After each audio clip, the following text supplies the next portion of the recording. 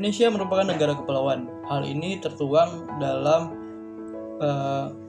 wawasan Nusantara. Dari negara kepulauan ini, Indonesia memiliki banyak kekayaan dari sumber daya alam, baik dari daratannya maupun dari perairannya. Salah satu daerah yang memiliki sumber daya alam yang banyak adalah di kawasan Blok Ambalat, di mana di sini beberapa gugusan pulau-pulau yang ada di sana, di mana diklaim bahwa di Blok Ambalat memiliki cadangan minyak dan gas yang bisa dimanfaatkan selama 30 tahun ke depan. Namun yang menjadi masalahnya adalah terjadi sengketa di Blok Ambalat antara Indonesia dan Malaysia, di mana Malaysia mengklaim bahwa Blok Ambalat merupakan bagian dari wilayah mereka.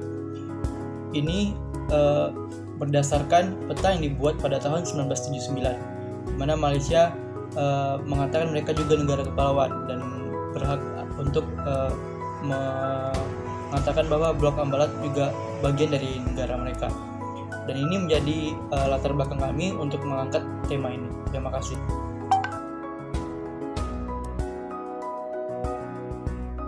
Konflik Ambalat bermula pada tahun 1969, di mana negara Indonesia dengan Malaysia menandatangani sebuah perjanjian tapal batas landas kontingen pada tanggal 7 November tahun 1969. Negara Indonesia sendiri meratifikasi perjanjian tersebut pada tanggal 7 November tahun 1969. Namun, pada tahun 1979, negara Malaysia memasukkan kawasan Ambalat ke dalam wilayahnya secara sepihak. Klaim dari negara Malaysia ini menuai protes dari negara tetangga seperti Singapura, Filipina, Cina, Thailand, Vietnam, dan Inggris. Konflik di wilayah Ambalat ini semakin mencapai eksplanasi, di mana negara Malaysia terlibat beberapa kali pelanggaran terhadap kedaulatan NKRI, di mana pada tanggal 16 Februari 2005, negara Malaysia secara sepihak mengumumkan bahwa Blok ND6 dan Blok ND7 merupakan konsensi perminyakan dari negara Malaysia yang dioperasikan oleh SEAL dan Petronas Carigali. Pada wilayah tersebut merupakan wilayah yang bertumpang tindih pada wilayah Ambalat dan Ambalat Timur. Negara Malaysia juga melakukan pengejaran terhadap kapal nelayan Indonesia. KD Sri Melaka mengejar dan menembak KM Jaya Sakti 6005, KM Irwan, dan KM Wahyu 2 di Laut Sulawesi pada 7 Januari tahun 2005. Konflik bilateral antara Indonesia dengan Malaysia dipicu oleh pelanggaran Malaysia yang memasukkan Ambalat ke dalam wilayah negaranya. Pada tahun 1979, negara Indonesia berkali-kali melakukan protes kepada Malaysia sampai membawa kasus ini ke ranah ICJ. Namun ICJ memutuskan bahwa Sipadan dan Ligitan menjadi wilayah Malaysia pada tahun 2002. Setelah keputusan ICJ tersebut, Indonesia dan Malaysia berkonfrontasi secara militer di perairan Sulawesi. Namun pada Februari 2009, negara Indonesia dan Malaysia sepakat untuk menahan diri dan menyelesaikan konflik ini secara jalur diplomatik.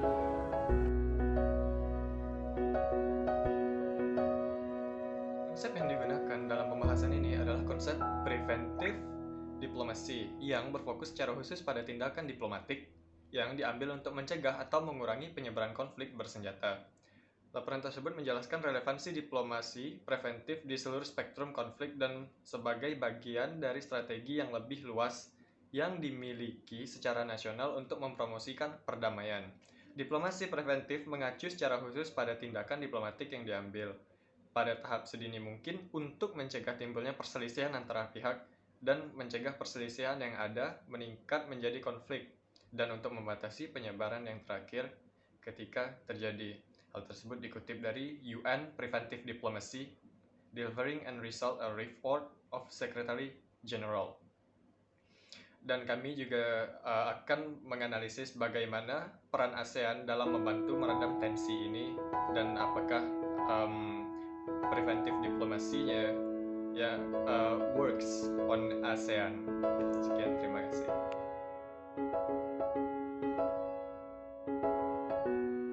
Dalam sejarah kasus Ambalat, setidaknya terdapat 3 fase dalam dinamika konfliknya. Fase pertama adalah ketika terjadi saling klaim awal terhadap wilayah ini pada tahun 1967, yang dimana direspon oleh kedua belah pihak dengan mengadakan perjanjian tapal batas yang mengatur perbatasan wilayah perairan Indonesia-Malaysia. Perjanjian ini menandai penurunan intensitas konflik yang terjadi di Ambalat.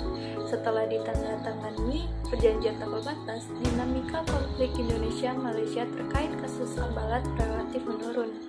Nah, pada fase kedua dimulai pada tahun 1979 ketika Malaysia secara sepihak mengeluarkan peta wilayah yang dibuat oleh Malaysia sendiri tanpa konsensus dengan pihak Indonesia.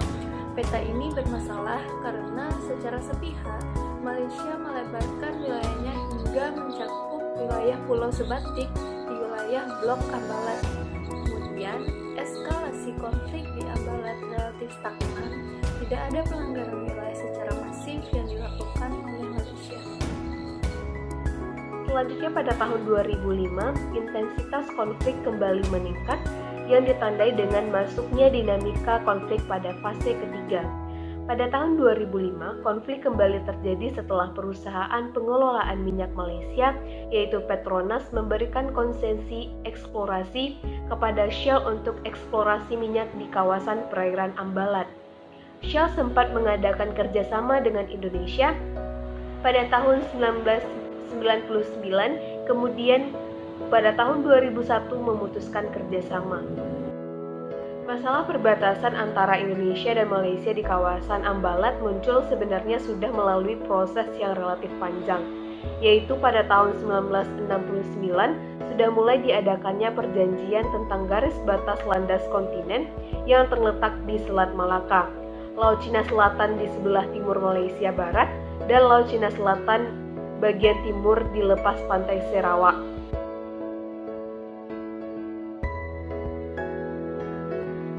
Posisi Indonesia pada kasus Ambalat tetap berpegang teguh pada aturan UNCLOS yang menentukan bahwa batas landas kontinen dihitung sejauh 200 mil laut dari garis pangkal yang terdapat pada pasal 76 UNCLOS, dan zona ekonomi eksklusif yang diukur sebesar 200 mil laut yang terdapat pada pasal 57 UNCLOS. Lebih dari itu, Indonesia juga mengawali konsep negara kepulauan atau archipelagic state melalui deklarasi Juanda pada tahun 1967. Indonesia memperjuangkan konsep yang terdapat pada deklarasi Juanda ini ke dalam forum UNCLOS agar batas landas kontinen 200 mil diakui secara internasional. Indonesia juga memperjuangkan posisinya yang memasukkan Ambalat ke dalam wilayah Indonesia. Ambalat ini merupakan lanjutan alamiah lempeng Pulau Kalimantan dan letaknya pun masih berada di dalam 200 mil laut dari garis dasar. Fakta inilah yang menguatkan bahwa Ambalat merupakan bagian dari kedaulatan Indonesia. Selain itu, Indonesia juga telah mengeksplorasi blok Ambalat ini dengan mengizinkan 2 perusahaan untuk mengeksplorasi minyak di wilayah Ambalat, yakni NSPA dan juga Chevron Pacific Indonesia. Ditinjau dari hukum laut internasional, Malaysia bukanlah suatu negara kepulauan. Oleh karena itu, tidak dibenarkan menarik garis pangkal demikian sebagai penentuan batas laut wilayahnya dan landas kontinennya. Malaysia hanyalah negara pantai biasa yang hanya dibenarkan menarik garis pangkal normal biasa dan garis pangkal lurus apabila memenuhi persyaratan-persyaratan, yaitu terdapat deretan pulau atau karang di hadapan deretan pantainya, dan harus mempunyai ikatan kedekatan dengan wilayah daratan di sekitarnya untuk tunduk pada rezim perairan pedalaman sesuai dengan pasal 5 KHL 1958 tentang laut teritorial dan contiguous zone, dan sesuai dengan pasal 7 KHL 1982 dalam hukum kebiasaan internasional. Jika klaim suatu negara merupakan tindakan sepihak dari negara tersebut dan negara sekitarnya tidak mendapatkan protes, maka klaim itu dinyatakan sah setelah 2 tahunnya. Tetapi sehubungan dengan peta ini banyak diprotes oleh negara lain, maka ini tidak sah.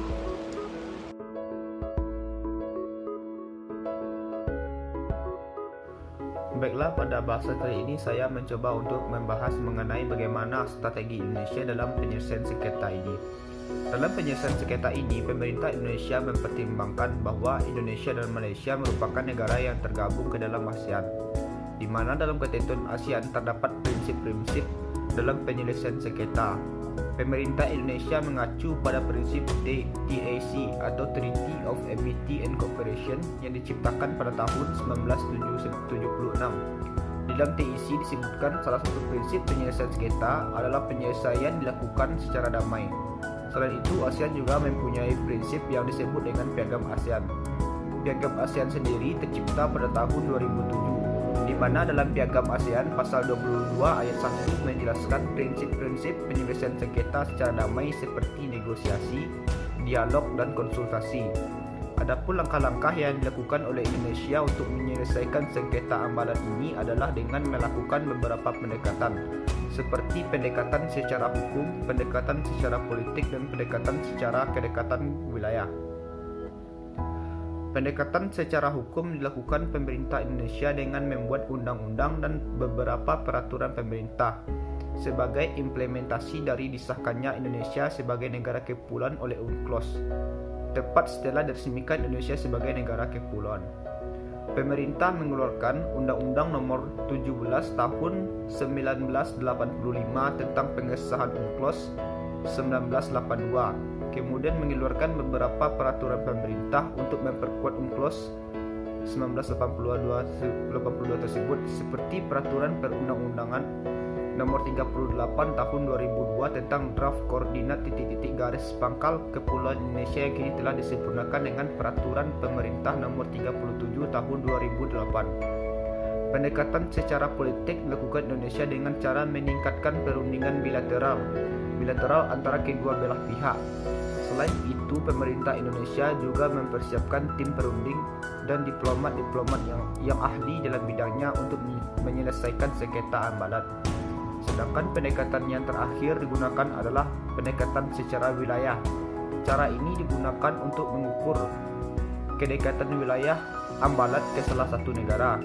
Jika diukur dari garis pangkal atau baseline masing-masing negara, maka Malaysia berjarak 42 mil laut sedangkan Indonesia hanya 27 mil laut dari garis pangkal ke wilayah ambalat. Jika dilihat dari pengukuran ini, tentu Indonesia lebih berhak atas hak berdaulat di ambalat. Perundingan bilateral antara kedua negara hingga saat ini masih terus berlangsung. Menurut data dari Kementerian Pertahanan, perundingan teknis batas maritim kedua negara di Laut Sulawesi telah memasuki putaran ke-22. Namun belum ada kesepakatan mengenai batas landas kontinen dan zona ekonomi eksklusif di ambalat. Lebih lanjut lagi, strategi Indonesia dalam menyelesaikan konflik ambalat yaitu melalui diplomasi luar negeri. Yang pertama yaitu strategi DEPLU. Departemen Luar Negeri berfungsi sebagai juru bicara kenegaraan dengan pemerintah Malaysia. Bisa dikatakan bahwa DEPLU memikul beban yang cukup berat, karena setiap bentuk negosiasi dapat berpengaruh terhadap hasil keputusan. DEPLU menekankan kepada soft diplomacy, yaitu cara penyelesaian masalah secara halus, tetapi tetap mempertahankan misi secara kuat, tanpa merendahkan harga diri bangsa Indonesia. Posisi Indonesia terhadap Malaysia dapat dikatakan kuat, karena berdasarkan ketentuan-ketentuan hukum internasional yang berlaku. Kemudian yang kedua ada strategi yang dilakukan oleh TNI AL. Tentara Nasional Indonesia Angkatan Laut atau TNI AL merupakan komponen utama pertahanan negara yang berfungsi sebagai penegak hukum di laut, mencakup menjaga kedaulatan negara dan integritas wilayah NKRI, mempertahankan stabilitas keamanan di laut, melindungi sumber daya alam dari berbagai bentuk pelanggaran hukum dan juga gangguan di wilayah perairan yurisdiksi nasional Indonesia. Strategi yang dilakukan oleh TNI AL yaitu menggelar operasi yang dikategorikan sebagai tindakan preventif atau pencegahan dan juga tindakan represif. TNI AL melihat masalah konflik ambalat ini lebih dari sisi pertahanan kedaulatan, Berbeda dengan Deplu, TNI AL cenderung lebih keras, walaupun memang perang sangat-sangat dihindari. Gelar operasi pun dilancarkan pada wilayah perbatasan untuk menjaga agar kapal Malaysia tidak melanggar kedaulatan Indonesia. Demikian tambahan strategi dalam penyelesaian konflik. Terima kasih.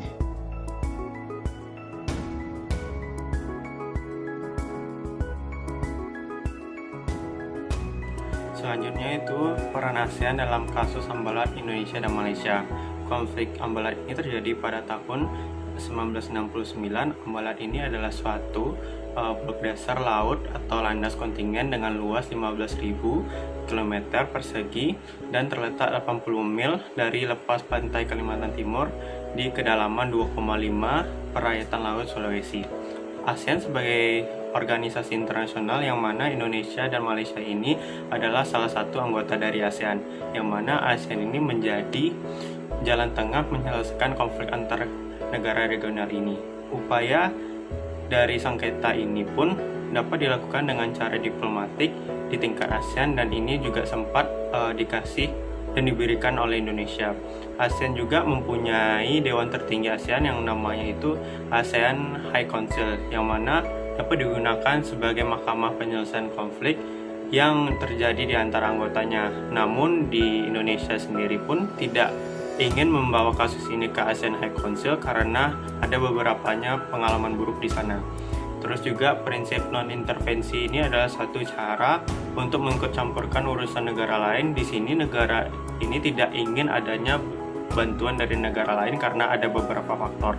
Prinsip non-intervensi ini yang selalu dianggap sebagai benturan dari tiap masalah yang ada di ASEAN. Dilihat dari kesulitan ASEAN juga dalam menyelesaikan masalah ini, sebagainya antar negara dapat menyelesaikan permasalahan dengan damai karena Indonesia dan Malaysia itu adalah negara instrumen yang sangat penting di ASEAN dalam perkembangan di kawasan Asia Tenggara, dan juga pengaruh negara tersebut cukup besar bagi anggota ASEAN. Dengan ini, adanya keterbatasan itu, saya juga melihat bahwa ASEAN ini sendiri tidak bisa ikut serta dalam menyelesaikan permasalahan di antar negara, dan ASEAN juga dilihat kurang tegas dalam terhadap permasalahan tersebut.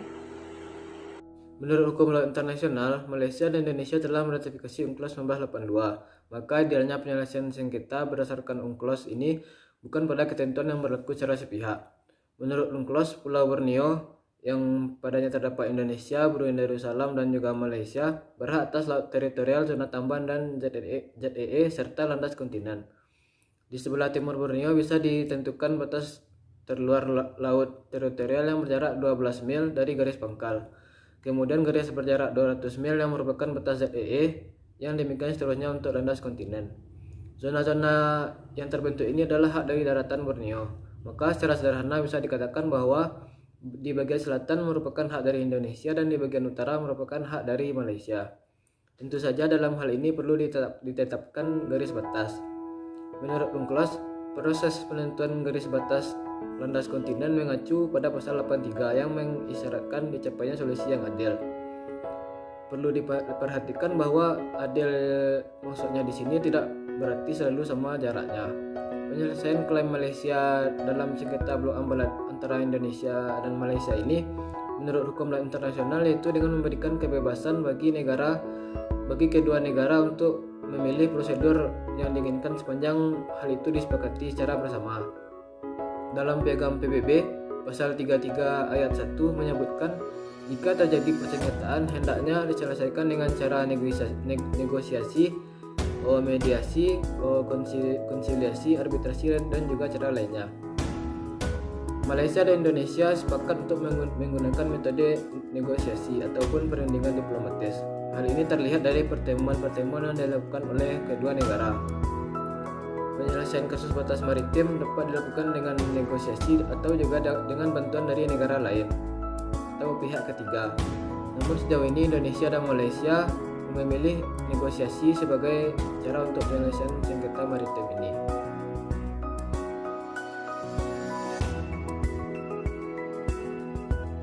Kesimpulan, dalam penyelesaian sengketa Ambalat antara Indonesia dengan Malaysia, menyebabkan pengklaiman secara sepihak oleh pihak Malaysia ini diselesaikan dengan cara damai sesuai Piagam PBB pasal 33 ayat 1, dan Indonesia, Malaysia memilih dengan cara negosiasi untuk menyelesaikan sengketa ini.